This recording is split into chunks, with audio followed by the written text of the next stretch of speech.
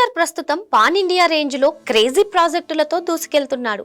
RRR సినిమాతో జాతీయ స్థాయిలో గుర్తింపు తెచ్చుకున్న తారక్ కి ప్రస్తుతం వరుస ఆఫర్స్ వస్తున్నాయి. ఒకవైపు హృతిక్ రోషన్ తో కలిసి బాలీవుడ్ యాక్షన్ థ్రిల్లర్ వార్ 2 చేస్తున్నాడు. మరోవైపు ప్రశాంత్ నీల్ దర్శకత్వంలో రూపొందుతోన్న డ్రాగన్ సినిమా కూడా అదే స్థాయిలో హైప్ క్రియేట్ చేస్తోంది. ఈ రెండు సినిమాల తర్వాత ఎన్టీఆర్ మరిన్ని కొత్త కాంబినేషన్స్ వెళ్ళబోతున్నాడని ఇండస్ట్రీ వర్గాల్లో కోడై కూస్తున్నాయి. లేటెస్ట్ మరో క్రేజీ డైరెక్టర్ తో ఎన్టీఆర్ కలవబోతున్నట్లు తెలుస్తోంది.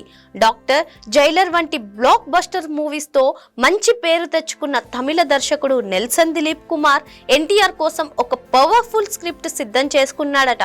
ఇందులో మాస్, యాక్షన్, కామెడీ అంశాలు సమపాలల్లో ఉండేలా కథను ప్లాన్ చేస్తున్నట్లు తెలుస్తోంది. నెల్సన్ సినిమాలకు ప్రత్యేకత ఏమిటంటే సీరియస్ టోన్ ఉన్న కథలోనూ ఫన్ మూమెంట్స్ ను బాగా మిక్స్ చేయడం. ఇది జైలర్ సినిమాతో ఇప్పటికే నిరూపించుకున్నాడు. ఇప్పుడు అదే ఫార్ములాతో ఎన్టీఆర్ కోసం ఓ రఫ్ అండ్ మాస్ క్యారెక్టర్ ను డిజైన్ చేస్తున్నారట. ఈ సినిమా టైటిల్ విషయంలో తాజాగా ఆసక్తికరమైన అప్డేట్ బయటకు వచ్చింది. ఈ ప్రాజెక్ట్ కు రాక్ అనే టైటిల్ ను పరిశీలిస్తున్నట్లు తెలుస్తుంది. ఎన్టీఆర్ మాస్ ఇమేజ్ కి తగ్గట్టుగా పాన్ ఇండియా ఆడియన్స్ కి కనెక్ట్ అయ్యేలా ఉండే టైటిల్ కావాలని దర్శకుడు ప్లాన్ చేస్తున్నాడు. అయితే ఈ ప్రాజెక్ట్ ఎన్టీఆర్ నీల్ సినిమా తర్వాత ఉండనున్నట్లు తెలుస్తోంది.